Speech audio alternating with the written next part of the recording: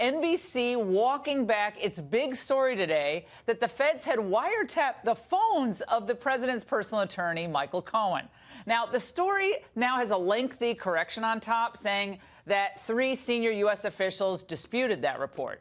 The correction explains that Cohen's calls were monitored but not wiretapped, big difference, and that investigators didn't actually listen to his calls. Well, Fox News has confirmed that at least one of Cohen's phones was monitored with a device that records phone numbers dialed and the length of those calls. And even before, by the way, NBC realized its mistake, Giuliani correctly shot down the report, telling the Daily Beast, "We think it's going to turn out to be untrue because it would be totally illegal. Disclosing a wiretap is itself a federal felony." Wow. Well, all of this came after Giuliani emphasized that the Trump team will no longer sit idly by while Mueller's investigation creeps into every part of the president's life. This started as collusion with the Russians. No. Right. Now they go to obstruction of justice, collusion among the players. What they're really trying to do is trap them into perjury. Right. So let's talk about... And we're not suckers.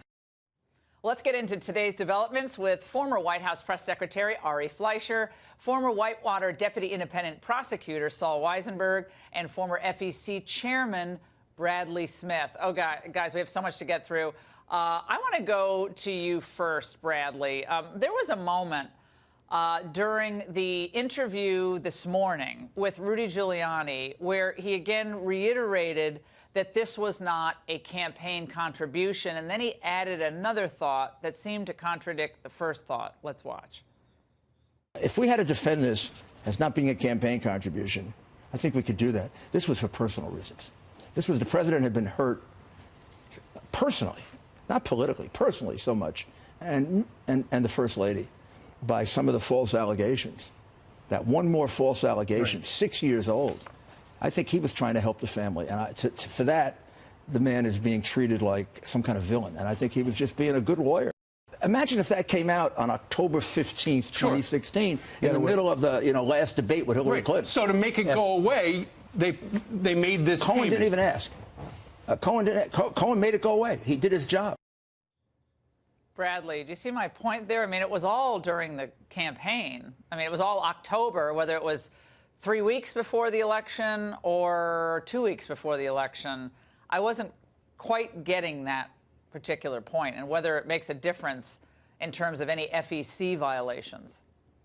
Right. Well, I don't know exactly, I can't speak for Rudy what he was thinking, but the basic law on this is that many things that can influence a campaign are not campaign expenditures. So, for example, if a candidate thinks, hey, I'd look great in that new suit, he goes out and spends $1,800 on a suit, not a campaign expenditure. Got to pay for that with his personal funds. If he thinks, boy, I'd do better on this grueling campaign if I had a week at Martha's Vineyard first, not a campaign expenditure, personal expenditure. And the rule on this is not that something related to the campaign is a campaign expenditure. It's not that something primarily related to the campaign is a campaign expenditure. The FEC rejected both those options. It has to be something, an obligation that would not exist but for the campaign. And I think that there's a strong argument, at least from what we know publicly, that a man like Trump could say, look, we would have made these payments. Celebrities have to make these kinds of payments all the time. Right, which is what Rudy said. Yeah, and he would have reasons like his, protecting his family, protecting his commercial viability, just not wanting the distraction, all of those things that might have made him do it. The New Yorker has run an article suggesting he's made similar payments in the past, which would suggest that it's not something pertaining to his candidate. And even Stormy Daniels, if we are to believe her, said in her 60 Minutes interview that as far back as 2011, she was told not to say anything about this, suggesting that long before he was a candidate, they wanted to keep this quiet.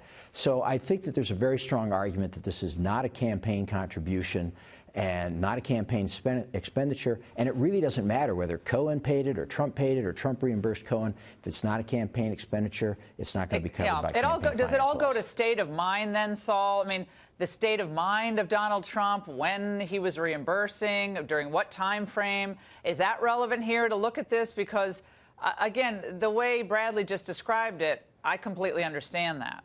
But the way, of course, it's being reported across most of media today, it is, burn down the house kind of stuff. Your reaction? Well, I would never burn down the house for this kind of a campaign law violation, assuming that it is one. I mean, this is not the crime of the century. It's relatively small potatoes. Bradley's more of an expert on election law than I am. I've always thought the test was here, is it for the purpose of influencing the campaign? And so I think it's always going to be a question when you do something 11 days before the campaign, but it's really ultimately a fact question, and by no means would it be easy to prove. But again, in the grand scheme of things, it's relatively minor. I can't imagine any president being impeached, much less prosecuted for a felony for that. It doesn't change the fact that Rudy isn't really talking about it in a very intelligent way, and that it's very dangerous to go on television and start talking about what your client said and did. Ari, I want to play for you a montage of media comments today about this wiretap issue. Let's watch. And they were able to get text, emails, and wiretaps on his many phone lines leading up to the raid and continuing. If you're involved in conspiracy, if you're involved in a crime, or if you're involved in just dirty tricks. Or a cover-up, or an obstruction, or trying to get rid of evidence. As Danny often says. If there's evidence of a crime, I don't care if you're the president's lawyer. Get the same treatment I do. You go to a judge and say, I want to listen to his phone. Okay, well, turns out that didn't happen, and you wonder why people call it fake news. They were positively jubilant all day, like, we're going to have the recordings, we're going to be able to listen, and it's Cohen and the president, and they're destroying documents. We're just guessing. I mean, the speculation about what the conversation might have been if Trump actually had a conversation with Michael Cohen, I'd never heard anything like it. Your reaction to this media feeding frenzy? Well, the whole velocity and direction of the press is to blame Donald Trump for everything. And that's been a constant, Laura. It's been since he became a candidate, and it's accelerated since he became president. So when NBC hears about something like this, and they really haven't explained how and why they got it wrong, they just run with it, and then everybody else wants to run with it too. It reminds me still to this day, Laura, CNN, MSNBC, and CBS have never explained how they put a story on the air saying multiple sources read a memo saying that Donald Trump Jr. had advance notice of the WikiLeaks. Now, they had to retract that because the person reading the memo got a date wrong, and the notice was after the WikiLeaks was aired. But they never explained how they possibly could have all had multiple sources getting that story wrong, because the threshold is so low for anti-Trump stories. And it's hurting journalism. It's one of the reasons America is splitting into two, frankly, where you have people who don't trust the press, don't believe the press, and other people who just hate Donald Trump. It's not healthy for the country to have the press get it wrong like this. Yeah, and then, by the way, Michael Avenatti, the attorney for Stormy Daniels, we invited him on the show tonight. He declined. He said he was otherwise occupied.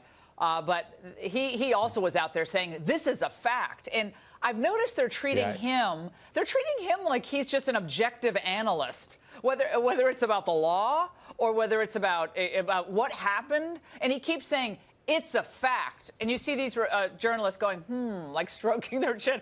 It's a fact. And of course, that wasn't a fact. It wasn't a fact at all. And they treat Michael Avenatti the same way they treated Adam Press Play Schiff. If either of those two say anything anti-Trump, they can get on the air instantly and have no cynical, tough questions asked. Bradley, I want to go to you on this other development that we learned today, that the email that Michael Cohen used to, I guess, facilitate or finalize the deal with the payments to Daniels was a Trump.org email. Does that have any bearing on this case and how it will be looked at by Mueller, who we know, and we're going to get into this next segment, we know can be, overzealous, and he pushes the boundaries of the law to get the result that he wants. I mean, I'm sorry, but it's not the first time it happened. You saw it with the Blagojevich case. So let's talk about that a little bit. The Trump.org email. They're making a huge deal of this also in the media tonight. Of course, I can't say what Mueller's going to do, right? But I'd go back to saying, look, again, if it's not a campaign expenditure, if it wasn't made, if it wasn't an obligation that would have existed, that would not have existed but for the campaign, then it doesn't matter how it was paid. In fact, you would expect it not to be paid with campaign funds. You'd have to come from somewhere else. In fact, this is one of the problems, Laura. Imagine if the Trump folks had paid for this with campaign funds and reported this as a campaign expenditure. I can guarantee you can bet the farm that a lot of the same people critical of the administration now, critical of Trump and the campaign, would have filed complaints alleging that this was an illegal diversion of campaign funds for personal use. And that's the problem that you have here. That's why we have a personal use doctrine. So in other words, they were going to get him coming or going. If he spends campaign funds, they'd say, you can't spend campaign funds for that. That's personal. If he spends personal funds, they say, oh, that had to be to benefit your campaign, and that's illegal. And it can't be both. So let's move on to the monitoring of perhaps text messages, who was being texted, not the content of it, but who was being texted, and the monitoring of Cohen's phone calls. Like, to whom was he speaking? What number was he speaking to? So not the content, but the log of the calls. Is that surprising to you, unusual to you, or what would that indicate that Mueller believes? No, it's actually standard Well, first of all, remember, the campaign finance stuff is not Mueller. That's the Southern District. So this is a Southern District issue, not a Mueller issue. But it's relatively standard operating procedure, and you don't need probable cause for that. It happens in hundreds of thousands of cases throughout the country. And by the way, on this NBC thing, if NBC had talked to anybody who's knowledgeable about federal criminal law and white-collar cases, they would have immediately said, that can't be right. That story can't be right because, as Giuliani's right about this, that's a crime to leak something like that. That is incredibly serious. It's more serious than leaking grand jury information. And I knew the story couldn't be right when I heard it. Why didn't they check with somebody who actually knows something about federal criminal law before going with this? I don't understand it. The Southern District, what it finds, Saul, however, if it finds something in all those documents that they took from Michael Cohen's various places of residence, and anything relates to Russia or tangential to the Russia investigation, that kicks back to Mueller, correct? So the Southern District could be used as a proxy to get information for Mueller, right? Yeah, if you were cynical, you could call it a proxy. Yeah, I am cynical about this whole operation. You're right, I am. Bingo, you know me after all this time, Saul. I'm a little cynical about this, yeah. Yeah, but I'm a former defense counsel. You're a former prosecutor, so that's the lines that we draw. But we love each other. Well, I've been on the defense side longer than I've been on the prosecution side. But you're right. If they come across something that looks like evidence of a crime and it's in Mueller's bailiwick, it does go back to Mueller. But there's really nothing unusual about trap and trace monitoring. It's like mail covers. You're just seeing what numbers are they dialing. How many times are they talking to this person, but they're not actually getting the content of the message. So if they see that Cohen, after his offices were raided, made a phone call to a White House number, they can, put the screws on Cohen and say, to whom did you speak and what did you speak about, right? He can refuse to answer, or they could try to get someone they're interviewing at the White House to answer that question, right? Otherwise, they're not going to find out what happened, unless there were contemporaneous notes kept. Right. But I can guarantee you, as a general matter, they're going to be putting the screws to Cohen across the board. That's just very obvious from the way they're conducting this investigation. And the question is, what do they have on him? What do they have on him that has nothing to do with the president? All right, let's talk. Just hold on one second. I got to play this for Ari, and then we come back. Ari, today at the White House briefing, I knew that this was going to happen with Sarah Huckabee Sanders, and indeed, the press focused right on, well, you didn't say, you said the opposite about Stormy Daniels. Let's watch. Could you explain why the president, when he answered questions to reporters a few weeks ago about the $130,000 payment for Michael Cohen to Stormy Daniels, why the president was not truthful with the American people and with the people in the street? As Mayor Giuliani stated, and I'll refer you back to his comments, this was information that the president didn't know at the time but eventually learned. How are the American people to trust or believe what is said here or what is said by the president? We give the very best information that we have at the time. Circle May 3rd on your calendar, because this is the day that we will look back on in this briefing where Sarah Sanders made it so painfully clear that she has lost credibility with the American people, with the reporters in that room. I think it's hilarious for CNN to talk about losing credibility with the American people right there. That really stuck out for me. Ari, what about that with Sarah Sanders? I mean, she goes out and says what she knows. I thought that was a low blow, cheap shot by that CNN political director. It's tough. And look, that's a hard job. It's especially hard when you're giving incomplete information as the press secretary. And if the incomplete information is given to you by the president, you're particularly vulnerable. And I think that is what happened here. Look, when the president was on Air Force One and when Michael Cohen answered the question about payments and he said the Trump campaign or the Trump organization, they were being precisely accurate, but they both omitted crucial information. Sarah, when she briefed the press then and she said no payments by the president, either Sarah went one step too far and overspoke, or the president gave her information that turned out to be incorrect. I don't know which of those two is the fact. But the timetable, Sarah is 100% right. It is entirely reasonable for the president not to have known with specificity what Michael Cohen did in October of 2016, but he learned it later. That makes all kinds of sense. In fact, I wouldn't be surprised if that's the usual routine between Michael Cohen and Donald Trump. Michael Cohen cleans it up, doesn't fill him in on all the details, and the president's happy not to know all the details. And that probably extended years back. It's a pattern. So tough day to be the press secretary, but there is an irony in the day NBC gets it wrong, and media, CNN, as you point out, Laura, has regularly got it wrong, blaming the press secretary for getting something wrong. It was interesting that today, and we'll go to Bradley on this and Saul, George Conway, who's the husband of Kellyanne Conway, I've known George for 25 years. He's a really smart lawyer. He decided to tweet out I believe it was a regulation. There it is. Which unfortunately, yeah, there it is. Yeah. So he says not considered the candidate's personal funds, and then he, recites the relevant part of the statute.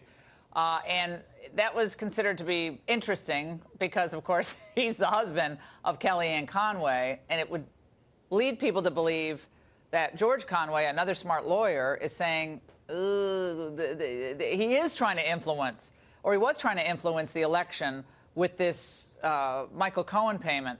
To me, that seemed like a huge leap, Bradley, and it was like a head scratcher for me. I love George, but like, why the heck are you sending out that tweet? I mean, he doesn't know the background on this, and I guess neither do any of us. This is still being developed.